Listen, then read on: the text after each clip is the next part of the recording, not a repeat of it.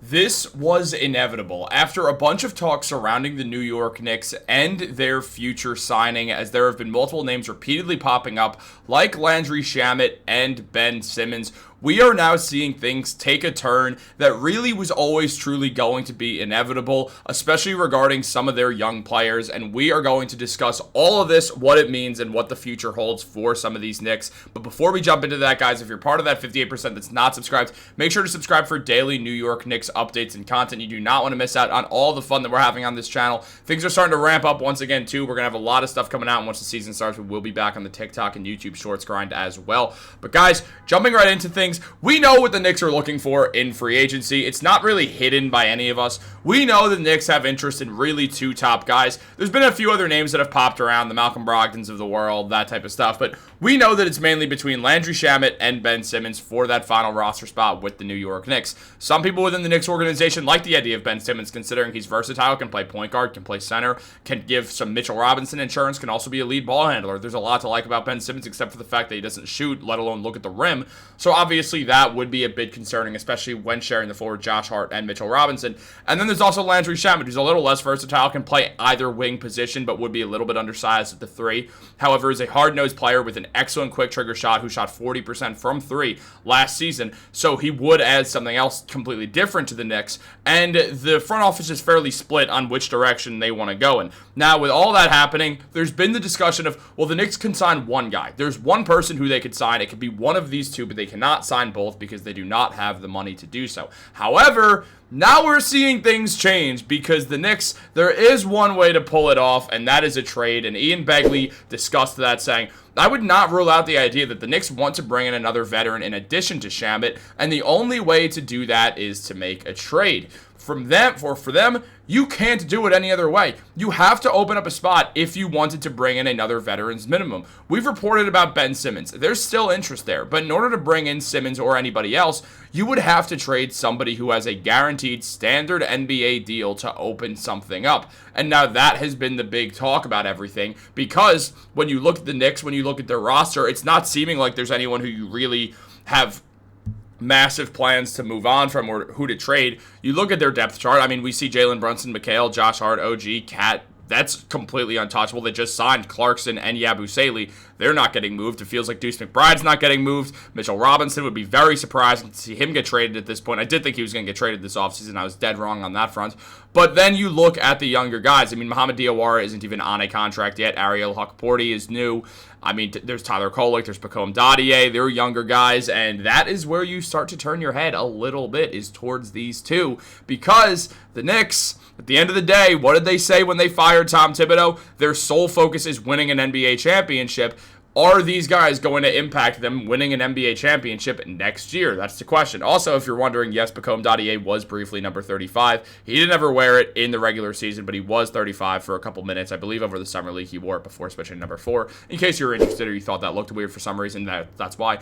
Now, Leo Escobedo did mention that Landry Shamet would return to the Knicks, or he sees Landry Shamet returning to the Knicks, and he could see Tyler Kolek's salary moved for second rounders to open a roster spot for Ben Simmons if he chooses New York. That way, the Knicks get to land both the veterans they're interested in. And Keith Smith, who was on the putback with Ian Begley when he mentioned that they could make a trade to open up that spot, did say that's where you start talking about where they are on a guy like Pacome Dadiet. Are they going to continue to develop him, or do they feel like, hey, we're not really in a position to think about development. We would rather push forward and add one more veteran to the bench. Is it better for us to have Ben Simmons on our bench than Pacome Dadiet developing through whatever minutes he gets in the NBA and the G League? And that's the question you have to ask yourself. I mean, Simmons last year put up 5 points, 5 rebounds, and 5.5 assists between the Los Angeles Clippers and the Brooklyn Nets. He shot 52% from the field, is a positive defender with a defensive box plus minus of 1.8, has a positive value over replacement player of 0.4. He was still a valuable player. Yeah, he doesn't shoot or look at the rim, but he does add really good playmaking. He had size. He could play the center position if the Knicks need another center. Say Mitchell Robinson's out with an injury, and knowing Mitchell Robinson, at least for some point this season,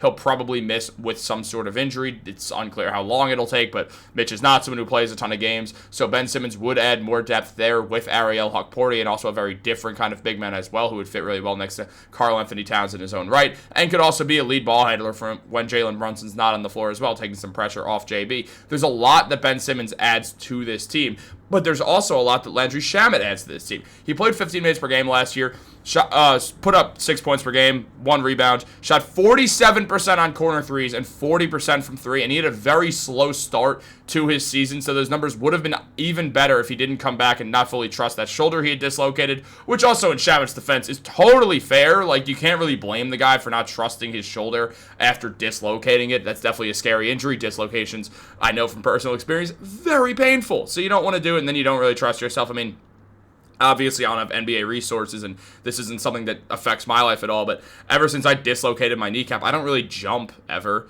but also I'm in my 20s. There's not really too many situations where I'm like, all right, time to jump in the air, but I do still play in a rec basketball league. I'm terrible, though, guys. I'm a terrible basketball player, but that's not the point. We're going to pretend like I'm great. But look, you see the depth chart. It would be better if you could add both Landry Shamet to that 2 position and that 2-3 area, and then also Ben Simmons. It gives you so much versatility. It gives you so many good players on that team. It's a complete 180 from your bench last year as well. Now you have a stacked up bench that's very dangerous and can adapt to multiple different offenses and defenses that are thrown at them in the regular season and the playoffs. I mean, Tyler Kolek is someone who Knicks fans really did love when he got drafted, but Knicks fans seemingly have fallen a bit out of love with him after last summer league. In the G League, in his rookie year, he put up 18 points per game and 10 assists, with 4.5 rebounds per game. He had a very solid run of things. The shooting percentages were not great, but he did show the raw numbers were very good. Meanwhile, Pacome Dadiet put up 15 points, 5 rebounds, and 2.5 assists. Dadiet has shown that he's got a very good future in the NBA. He's a good 3-and-D guy. His defense has been a very pleasant surprise, and he's got a nice shot as well. He can create his own shot. There's a lot to like about Pacome Dadiet's game, but when you're solely focused on winning a title and next year is as open as the window is going to be, is Pacome Dadiet really going to play a huge part into that? And therefore, are you going to sit on him? Are you going to keep him around, or are you going to consider moving him for draft capital or moving Kolek for draft capital so you could sort of just create that little open space to sign Ben Simmons and Landry Shamet as well? I mean, Shamet was excellent for the Knicks in the playoffs when he got minutes in those final 4 games. He put up 6 points per game, 2 assists, and shot 53%, 54% from 3. So the man was downright phenomenal for them against the Indiana Pacers, also playing very good defense. We remember that steal he got against TJ McConnell. He was excellent, and when it comes down to it, Shamet would be very important to have, especially if you could also get Ben Simmons once again. And you look at a situation like the Nets, who really don't have point guards on the roster. Cam Thomas, or no Cam Thomas, the man's not a point guard. You throw Tyler Kolek their way, you get 2 second-round picks out of it, one from Atlanta, one from Los Angeles, and then all of a sudden you have $5.5 million of second apron space because you just traded what at the time when he signed it was the biggest contract in second round rookie history. So then you have $5.5 million. You could use $1 million of that on your rookie minimum for Kevin McCullough Jr. most likely, but also still could be Mohamed Diawara. And on top of that, you then have the money open to go for both Ben Simmons and Landry Shamet, and all of a sudden, boom, you are absolutely cooking, and that is a much better team than what you have now, and you also have 2 second-round picks to work with. It's clear Kolek isn't going to get a ton of minutes next year anyway, so why not just reset the clock on a rookie contract and get 2 second-round picks in exchange for a guy who has shown potential? You send him to the Nets where he gets a big role, and then everybody's happy. I think that's a great trade for each side. I think it's excellent for the Knicks. You get some more veterans in there. You keep Pacome Dadiet, and it all works out. What do you guys think? Let me know in the comments down below. Like this video, subscribe, turn on post notifications. Have a great day, and go Knicks.